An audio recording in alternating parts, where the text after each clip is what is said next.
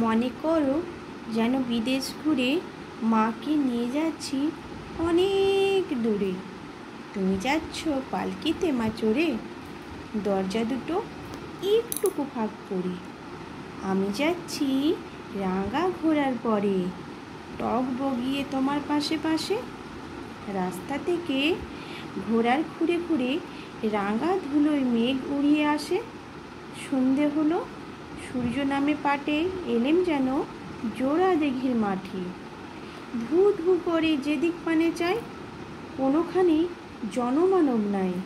তুমি যেন আপন মনে তাই ভয় পেয়েছ, ভাবছো এলেম কোথা। আমি বলছি ভয় করো না মাগো, ওই দেখা যায় মোরা নদীর সোতা।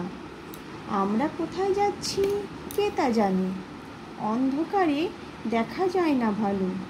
তুমি যেন বললে আমায় ডেকে, দিঘির ধারে ওই যে কিসের আলো। এমন সময় হারে রে রে রে, ওই যে কারা আসতেছে ডাকছে রে। তুমি ভয়ে পালকিতে এক কোণে ঠাকুর দেবতা স্মরণ করছো মনে। বেয়ারাপুলো পাশের কাটা বনে পালকি ছেড়ে কাঁপছো থরো থরো।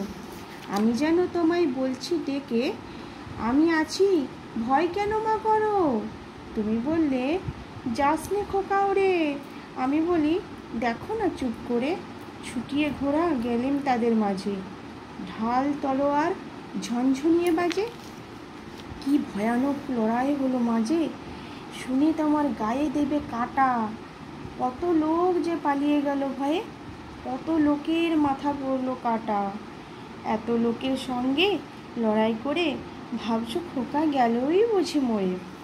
আমি তখন রক্ত মেখে ঘেমে বলছি এসে, লড়াই গেছে থেমে। তুমি শুনে পালকি থেকে নেমে চুমু খেয়ে নিচ্ছ আমায় কোলে, বলছো ভাগ্যে খোকার সঙ্গে ছিল, কি দুর্দশাই হতো তা না হলে। নমস্কার। এই কবিতাটি কবিগুরু রবীন্দ্রনাথ ঠাকুরের লেখা বীর পুরুষ।